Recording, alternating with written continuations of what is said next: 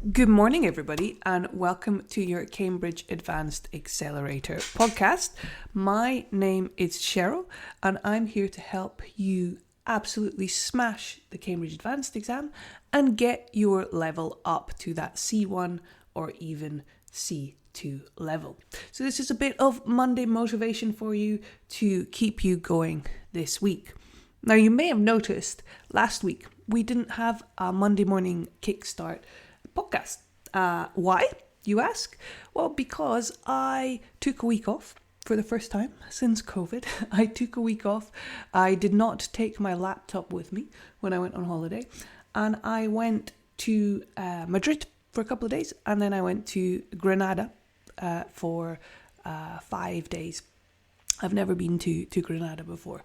So I thoroughly enjoyed my holiday, but it made me think a little bit about a few things that I think we can all relate to. Now, when I was in Granada, when I was on holiday, a couple of things happened in my life while I was there. So, first thing happened was I have two dogs. I have a Labrador, a golden retriever and Labrador called Sunny, and I have a German Shepherd called Paul. And while we were in Granada, we put them into kennels. So kennels is where you leave your dogs when you go on holiday. We put them into kennels. And it was a new kennels as well. So it was the first time that we were leaving them there. We were a bit nervous, but we put them into kennels. And while we were on holiday, we got a phone call telling us that they both had explosive diarrhea. Fun times on holiday. They both had explosive diarrhea. They were telling us that there was very, very graphic descriptions, basically, of explosive diarrhea. I never knew you could get so descriptive with diarrhea. And so they both had explosive diarrhea. And what did we want to do? Did we want to take them to the vets? Did we want to cut our holiday short? To cut something short? An expression for you there. To cut our holiday short and come and get them. So in the end, the guy who ran the kennels, he had to take the dogs. He had to phone the vets, get some medicine for them, get some incredibly expensive dog food for them, and just monitor them.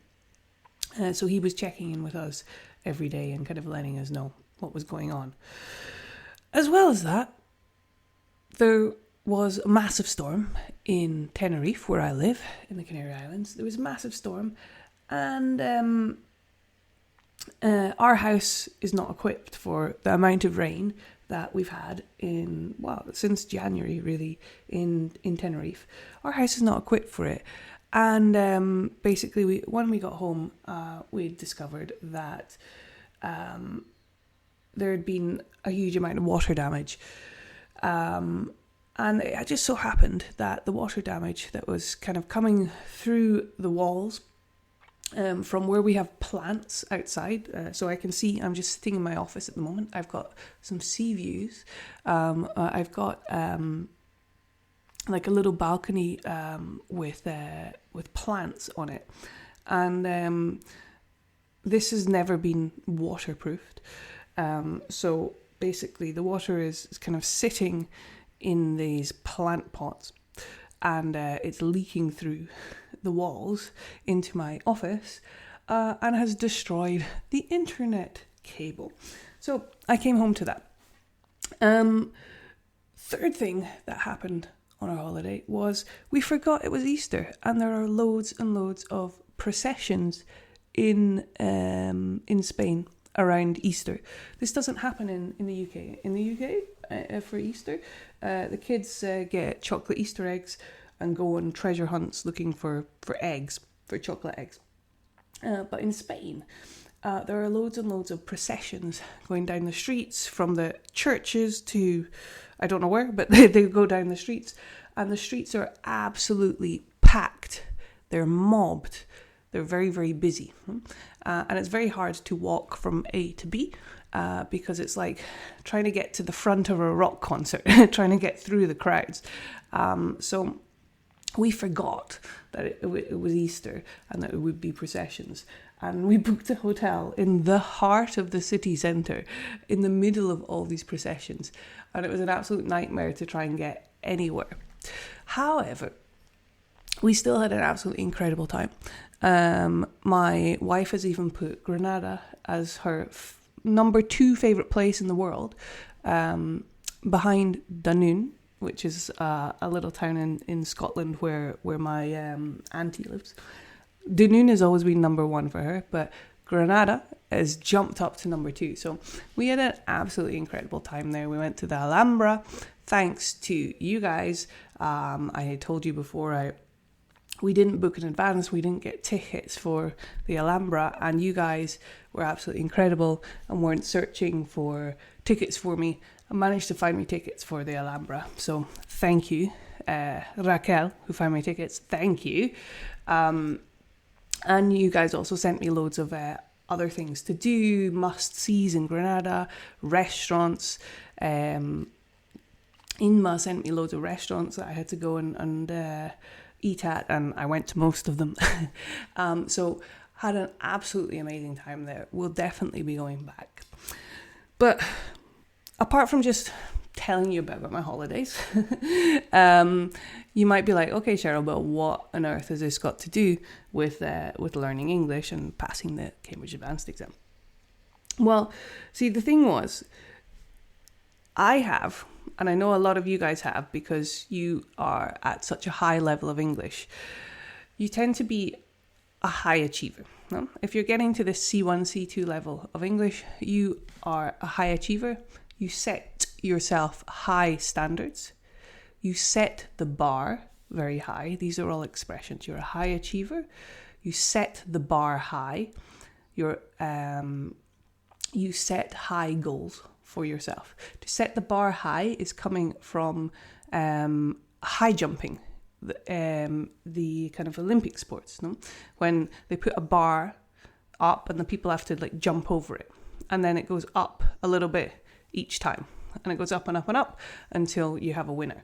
So to set the bar high is you're starting at a very high level, no?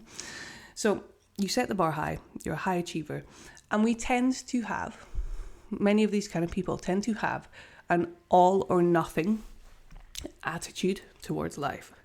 So all or nothing is when you're either 100% in or 110% in, focused on everything, studying really hard, study, or you're hitting the screw it button or the fuck it button and be like, I'm not going to do anything, and you go to the other extreme. No? So we're either at 100% or 0%. We're very rarely in the middle at that kind of moderate level, like at 50%. All right, and this is called an all or nothing mentality, which I know I have, and I've worked very hard to not have in some areas of my life. It's very useful for some things, for keeping you focused, but for other things it's not so useful. So with my holiday, I could have, when all these things started happening, the diarrhea, the flooding in the house at home, I could have just gone, screw it, the holiday's ruined, let's go home. Or with all the processions in the streets, could have been like, just, this is a terrible holiday, let's just go home, or let's just stay in the hotel. There's no point in seeing anything. There's no point in, fixed expression, there's no point in seeing anything. Or, we don't have tickets for the Alhambra, it's going to be a disaster. I could have had that kind of mentality and pressed the screw it button and just decided not to enjoy the holiday. Or we can try and do things in moderation. We can say, okay, these things are happened, but how can we solve these problems? How can we solve them in a way that's maybe not the best way in the world, but it's something that keeps things moving.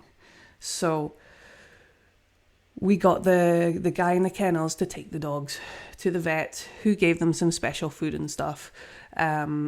So we didn't have to do that personally. We had options. We had ways to deal with the situation. We managed to see loads of lovely things in Granada, even though it took a little bit longer to get to places because of the processions. We just had to plan that in. Instead of being like, we're not going to see anything. We're like, okay, we can still see the things. It's just going to take maybe an hour longer to get to the place because of that. And you might be thinking, well, yeah, that's really obvious, Cheryl. Why would you be so dramatic and like cut your holiday short and come home for these little things? But these little things is generally what can cause this all or nothing attitude when we're talking about learning English. For example, you do a mock exam, you do a practice exam, you've been studying really hard all week. At the end of the week, you do a practice exam and your scores don't go up. And instead of thinking, this could be a little thing, maybe, it was just a bad day, or maybe it was something new that I hadn't studied before. Many people hit the fuck it button and go, I've been studying really hard and nothing's changed. My score was terrible. I'm really bad at English. Screw it. I give up. And we stop for several months before we kind of build that momentum again to start again. And this creates a stop, start of being like 100% in, studying really hard. But if like a little thing goes wrong, then we go to 0% and we do absolutely nothing. And then take a long time to get back into the swing of things again. So if we compare that to the kind of like silly things that I was getting upset about on holidays and could have just cancelled the holidays, and you're thinking that's really stupid, but try and apply that to languages. So a score on one test for you, because you're in that moment and you're focusing 100%, can seem like a huge giant thing. But if we think about that as like, my dog got diarrhea, think about that in the same kind of light, and this can perhaps help you. It's the same thing for me. I've talked about many times over the space of the past year with dieting. And again, I have been working very hard with a diet coach and nutritionist to get out of my all or nothing mentality with dieting and stepping on the scales. When you work really hard all week, you stick to your low calories, you get your 10,000 steps in, you go to the gym 3 times a week, everything's been perfect. It's been like a perfect week. And then you step on the scales and nothing's changed. Or even worse, the scales have gone up. You weigh more. And I don't know how many times before I would hit the fuck it button then and be like, there's no point in trying to diet. It's never going to change. I'm putting on weight. Okay? I'm not making any progress. However, you're probably going to tell me, or what would you tell me in this situation? You're probably going to tell me things like, well, you could be gaining muscle from all the gym you're going to. You could have your period that week. It could be that you drank a glass of water before you stepped on the scales. It could be that you ate a little bit more bread the night before, or something that's going to make you absorb salt and absorb more water. It could be loads of things that, rather than hitting the fuck it button, if you just keep going, you will see those scales drop again in a few days. All your hard work is not saying, because the scales went up a little bit, it's not saying that you didn't make progress. It's just one measurement. Okay? And again, same with exams. If you're studying really hard and doing everything right, you're following study plans that I'm giving you, you're doing everything you should be, and maybe we don't get a score that you want on the exam, It does not mean that you are not making progress. In fact, it's actually a good thing. It shows us what we need to work on next. So that kind of bad score in the exam shows us like, oh, okay, well, maybe why did we have that bad score in the exam? Was it that we hadn't studied that grammar point or that fixed expression before and we need to now go away and learn that? Is it a particular vocabulary topic that we are not so comfortable with? And it gives us that information of what we need to go and practice. Is it that we got stressed with exam pressure? Do we need to work on time management and tips to deal with anxiety during exams? It gives us that information to move forward.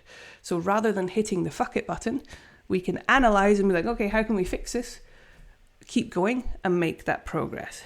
Because every time we hit that fuck it button, it gets harder and harder to get back on the horse again, to keep going. So what can we do to avoid hitting that fuck it button? So I'm going to finish today with some tips that really help me when I want to hit that button. Some things that help me keep going. Okay. So the first is what I just said. Progress is not just your exam scores. It's not just the scales when you step on them when you're on a diet. Okay. So thinking about things logically, and not getting emotional about one bad score. Okay. This is number one. Number two, don't compare your journey to other people's journeys. I tended to do this when I went down the gym. But, why are they gaining muscle faster than me? Why are they losing weight faster than me? Why is mine going at a snail's pace? Very slow, a snail's pace. Okay. All I can do, because everybody's different, all I can do is compare myself to old Cheryl last week. Am I doing better than Cheryl last week? Am I improving? Okay. Compare yourself to past you. Don't compare yourself to others, because everybody learns at a different rate. Everybody has a different amount of time. Everybody has different situations. Okay. Everybody is unique. So the only person you should be worried about comparing yourself to is you in the past. Okay. This is number two. Number three, build habits where you have high motivation. So when you first start a new course, if you just started with me, I know we had new people starting this week with us on the course. While you've got lots of motivation, while you're like, oh, learning English is exciting, build habits of studying a little bit every day, little and often. An hour a day is totally fine. You do not need to go all in 110% studying 5-6 hours a day, because what's going to happen is you're going to burn out, you're going to hit the screw it button, and you're going to go to 0%. Okay, let's go somewhere in the middle. Let's go 50%, something that is achievable, something that you can maintain over a 6-month period or even longer. It takes a long time to prepare for the Cambridge Advanced exam. It takes a long time to get up to a C1 or C2 level. It's not something you can do in a couple of weeks. Okay, you're not going to see progress of going from scoring B2 score in your exam to C1 plus score in 2 weeks. Okay, it doesn't happen like that with languages. And I know there's shiny marketing on Instagram that ridiculous teachers saying, oh, finish C1 level in just 2 weeks. No, it's not. It's not going to happen. Okay. The average student studying with me takes minimum 6 months to prepare for the exam, if not longer. 9 months, even a year. And that's totally normal. It doesn't mean you're slow. It doesn't mean you're bad at English. That is the normal timeline. Because we're comparing ourselves to these shiny marketing scams on Instagram or on social media, we think that because it's taking us 9 months to prepare for the exam, that we are a failure because it's not done in 90 days or whatever the marketing trick is, okay? We think that we're going too slow. You're not. Remember, compare yourself to past you. Are you making progress? Are you feeling more confident? Are you getting better at English? Okay, compare yourself to previous you, not to other people, and not to what the internet says. Okay, so build the habits while you have that high motivation. Build the habits while you're really, really excited. Okay, build the habits of studying 1 hour a day. Okay, in that 50%, that middle zone, which we can maintain for a longer period of time. Okay, then when your motivation starts to go down, which it will, because it's a long period and things happen in our life. Life gets busy, life gets crazy, the kids get sick, the car breaks down, we have to do extra shifts at work. When life happens, then you have that routine. You have that habit of studying 1 hour a day scheduled into your life, and it's something that you can still maintain even when life is busy. Okay? But if you have that more unrealistic, going 110%, that 5 hours a day, if you have that kind of schedule built in, then often what happens is one little thing goes wrong. So the kids get sick, and rather than kind of reducing our amount of study time, we hit the fuck it button and go, the kids are sick, everything's a disaster, I can't do anything, I'm not going to do anything. And we go down to 0. And then again, it doesn't kind of just pick up again the next day when the kids are better. We start kind of having all these negative thoughts, and it gets harder and harder and harder to get back on the horse again. Okay? I don't know how many times students have come to me and said, I've got extra shifts at work, or they made me do this other course, and there's other things that I have to do. I have to give up. This is hitting the fuck it button. Okay? Whereas if we have that realistic plan in place, this is not going to affect you. Okay? So build your habits while you have high motivation, but build realistic habits. 1 hour a day is totally fine. 5 hours a day is unrealistic, and you're not going to be able to maintain that if everything is not perfect. Okay? Following on from that, my next tip is the minimum viable week. The minimum viable week. So this is what to do when the shit hits the fan. When the shit hits the fan is our expression for when everything goes wrong. So it's not just the kids that are sick. The kids are sick. You've got an important deadline coming up at work, so you've got to do loads of extra things. You have to get your car fixed, and that's an unexpected expense. Maybe you are trying to plan a holiday, but it's been raining all week. Like, whatever it is, everything that could go wrong has gone wrong. Okay? How do we keep going in these situations? We have our plan, our emergency plan, no? Our minimum viable week. And our minimum viable week is so that we don't hit the fuck it button and we're not going down to 0. We're going down to the minimum that we can keep going with.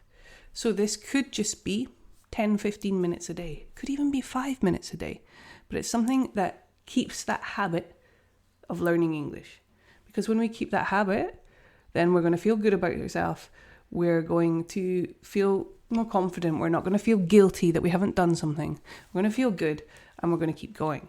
Okay, and then it's going to be much easier when everything returns to normal to keep going and get back to our normal routine because we have maintained it. Okay, so 5-10 minutes could be using your Quizlet flashcard sets just to keep your vocabulary going, just to maintain it. Could be reading an article from the Guardian newspaper. It takes 10 minutes.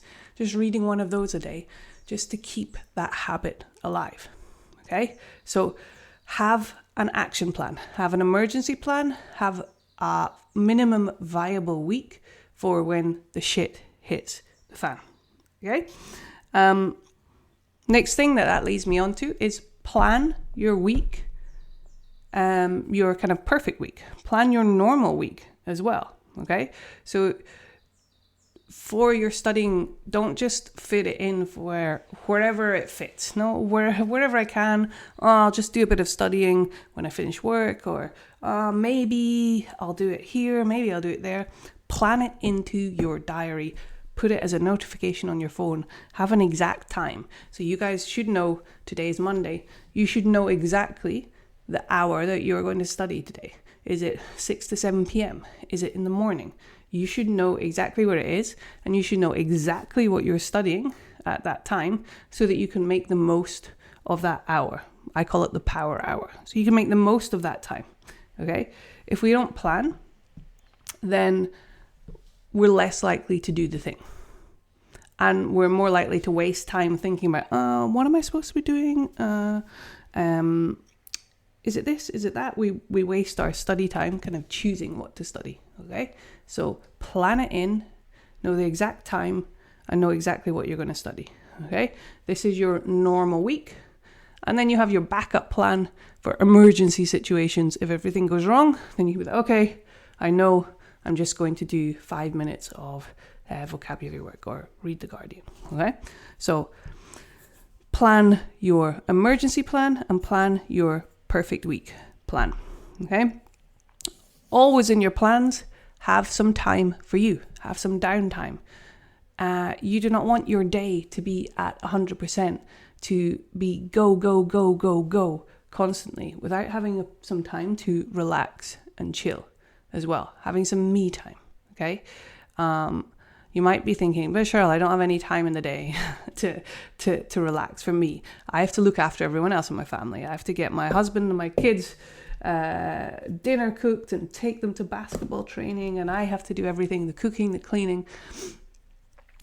Plan some downtime. Plan half an hour for you or 20 minutes for you that you can just chill and decompress after a long day, because again, you're not going to be able to learn English. You're not going to be able to get to that advanced level if you're constantly at 100. You will burn out. Okay, you will burn out, and then you'll hit the fuck it button and you'll go down to 0. Okay, so plan a little bit of you time into your day. Put yourself at the top of the to-do list. Okay, most people that I work with have families and have busy life and tend to put themselves very far down the to-do list. They tend to put the husband and the kids or the wife over them. Okay, you are number one. Put yourself at the top of the list, and have that little bit of extra time for you, okay? Because if we go constantly at 100% with this all kind of mentality for the 6 months of this course, okay, or for the 9 months, or for the 12 months, or for the time it takes you to get your certificate and pass the exam, if we go at 100% for that time, if we do manage to do it, okay, if everything goes perfect and we manage to do that, you'll probably end up hating English. And then once you get your certificate, you're going to hit that fuck it button again and be like, oh, thank God, English is finished. I never need to do it again. That was awful. And you're going to end up hating English. And that's not what I want either. Yes, I want to help you get your certificate, but I don't feel my job is done just getting you a certificate. Like, I'm here to help you feel more confident about your English. I'm here to help you actually be able to use it in real life, and feel that you're an advanced speaker of English, to feel confident in every situation. But if you go so hard, go so 100% that you end up hating English and never wanting to use it again, then I have failed. Okay? So let's go in the middle. Let's get rid of our all or nothing mentality. And guys, let's have a fantastic week. You can absolutely do this.